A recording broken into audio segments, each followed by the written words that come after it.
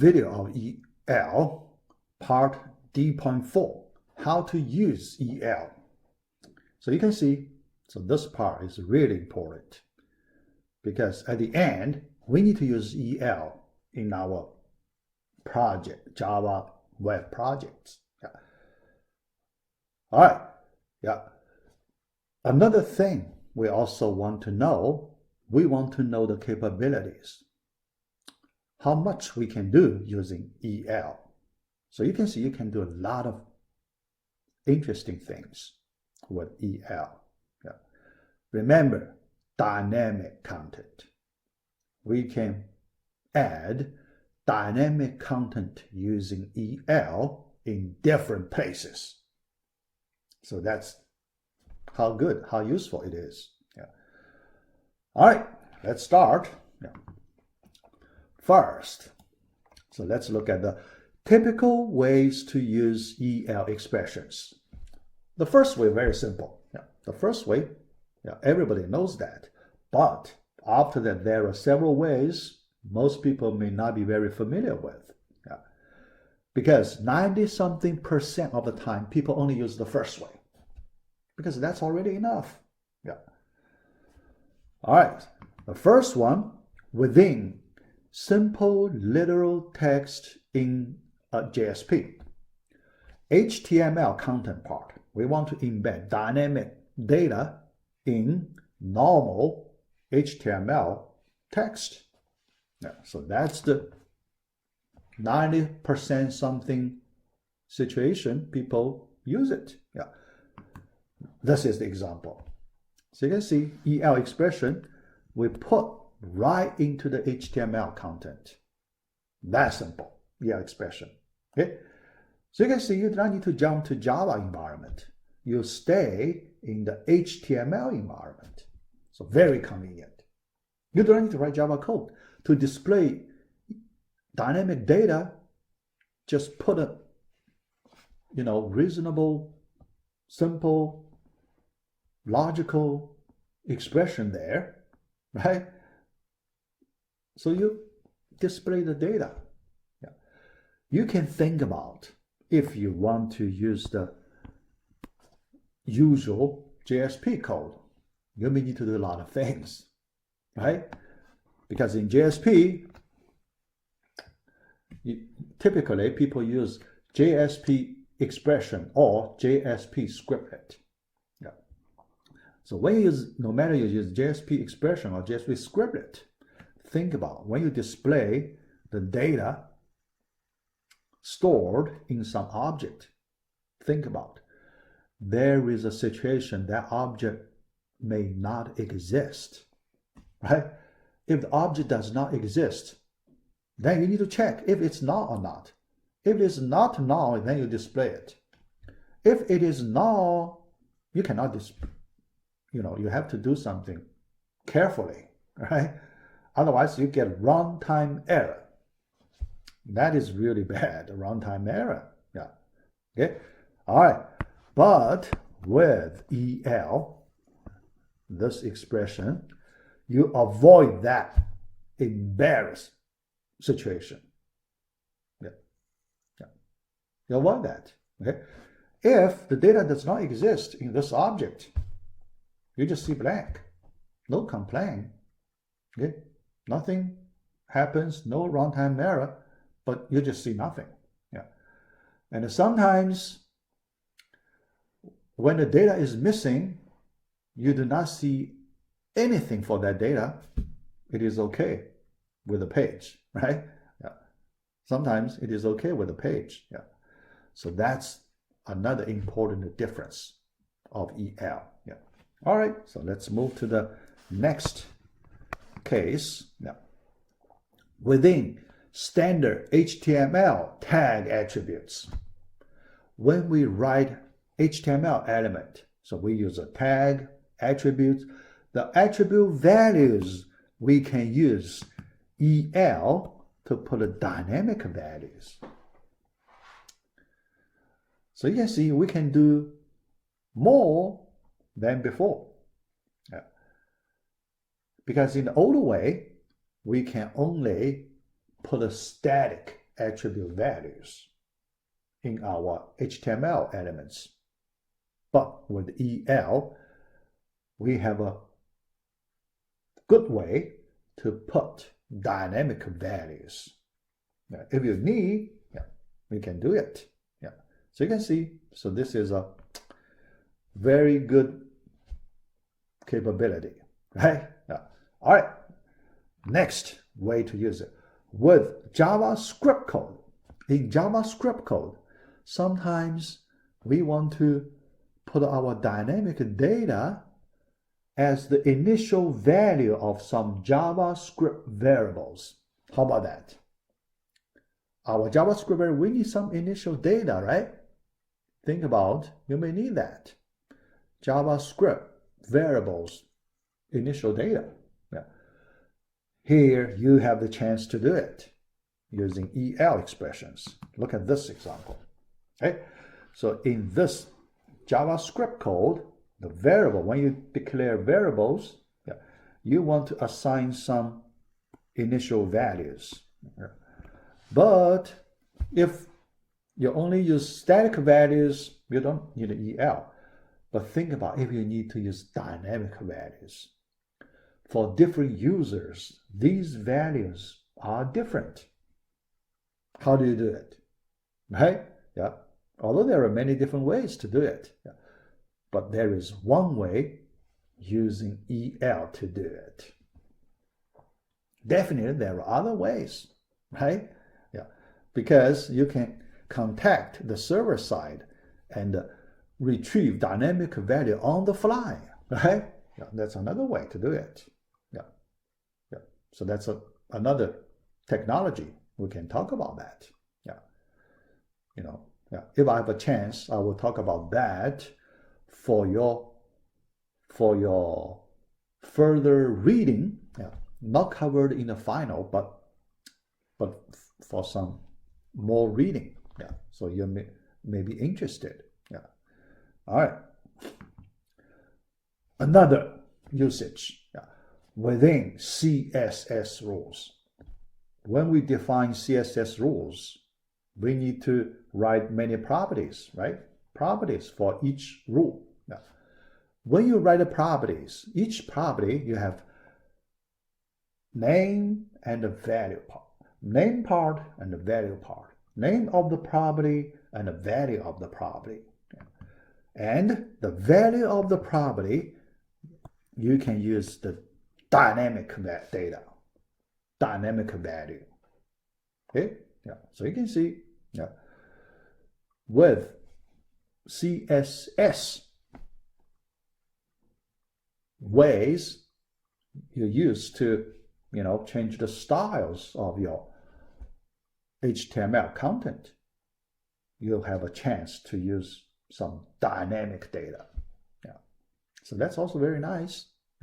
So you can see the last three, although you may not use them frequently, only in some very special cases, but these capabilities very useful. Okay? Very nice for us. All right, so we finish this topic. Then the next topic, handle null values in EL. I already mentioned a little bit at the beginning when I talk about this, null value, right? No data, so complain or not. So this issue, we need to take a look at this point. First, EL is null friendly. So when you get a null value, so it handles this situation gracefully.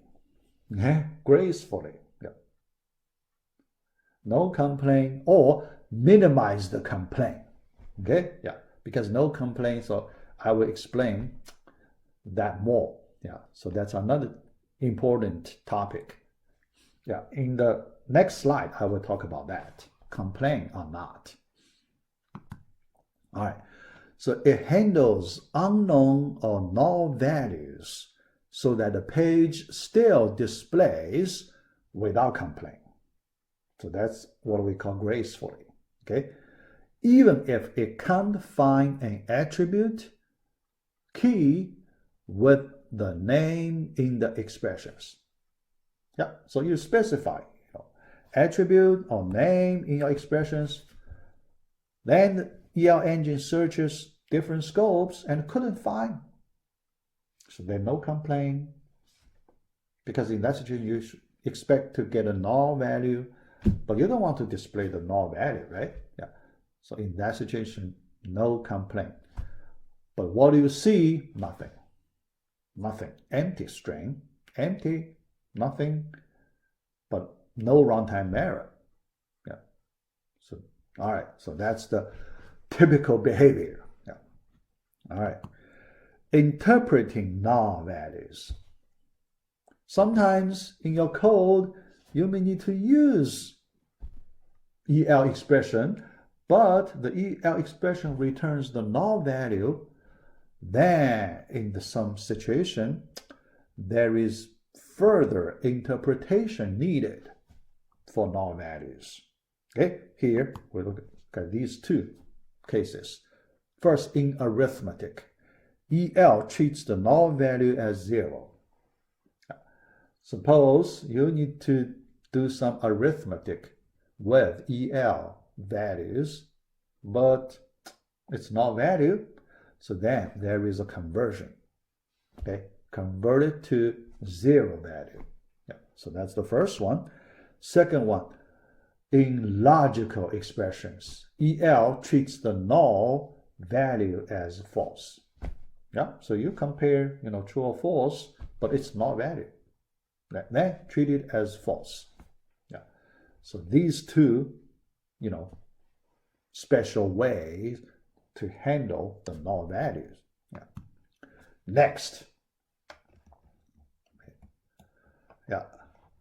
I want to talk about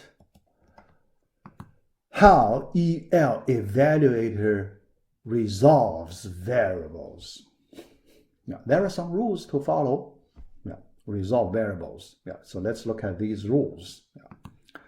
Using the following procedure. Yeah. All right, so here, when we start, we access the first part of the variable, right? Yeah, variable, because we have several parts, right? Yeah. All right, so when we start, check if the variable is one of the 11 implicit variables. Here, you can see, here we use that implicit variables. That's the same as implicit objects. Yeah. Sometimes people use implicit variables. 11 EL implicit objects. 9 JSP implicit objects. Here, 11. Yeah. So you check the highest priority. Yeah. So when you see a named variable, check implicit objects first. If you can get a match. If you can, use it. Yeah. If you cannot, yeah, the next case. If the variable is not one of the 11 implicit variables, what should you do? Okay, now we do this. Look for an attribute in certain scope. We have 4 scopes, right? Yeah, 4 scopes. Page, request, session, application. In certain scope, one of the 4 scopes, certain scope, that has the same name, case sensitive, as the variable with the following order. Yeah. First, you check the page scope. If you can find it, use it. If you cannot, look at the request scope. If you can find it, just use it. Otherwise, yeah, in that priority order. Okay, yeah, so very straightforward. Yeah. All right. Then next, yeah, after this, these rules very simple. Yeah, so it's very easy to follow. But the last thing, very important, we need to discuss error discussion. Error discussion. When you have an error, what is the behavior of EL? Right? Yeah. In the previous slide, we said handle null value gracefully, right? When the data is missing, handle gracefully. Yeah. But here, it does not mean it never complains. Sometimes it complains. So that part, sometimes you may get confused. When the EL complains, when EL does not complain. Yeah, so we need to understand that. Okay, yeah.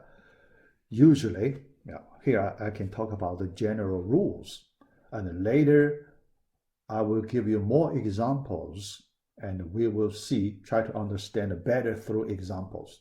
Here I do not have to show you examples. Okay, all right. When you can get error. Yeah. All right. Look at this. Look at this. Okay. Yeah. Remember. Yeah.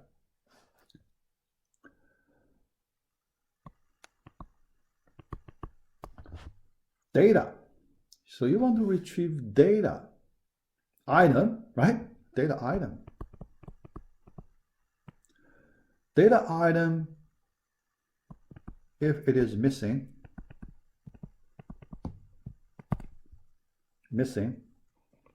no complaint.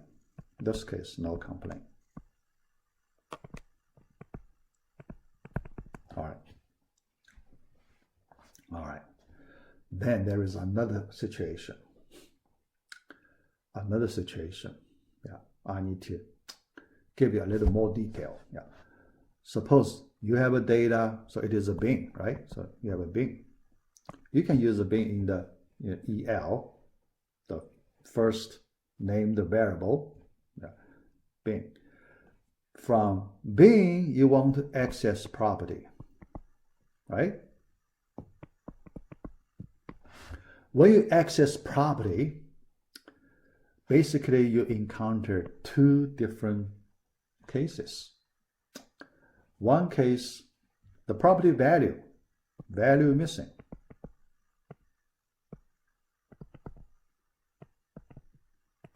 Value missing, the same as this, data item missing. So in this case, no complaint. Value missing, property value missing. All right, so now another case, okay? So different from value missing. So wrong property name. You use wrong property name. You misspell the property name. In other words, you access a property, it does not exist in that bin. That's possible, right? It does not exist in that bin. When that happens, runtime error. Okay? There is complaint. Runtime error. Why? The reason is very simple. Because when you access the property, you need to use a getter, right? Access property through a getter of that property. If you misspell the property name, then you call the getter with a wrong method name. Think about it. When you have a Java object, you call its method, but that method is wrong. There is no such method inside the object. Definitely you will get runtime error. Okay? So you can see you have a chance to have EL complaint, because that's when you use that EL expression. You have that situation. Okay? All right.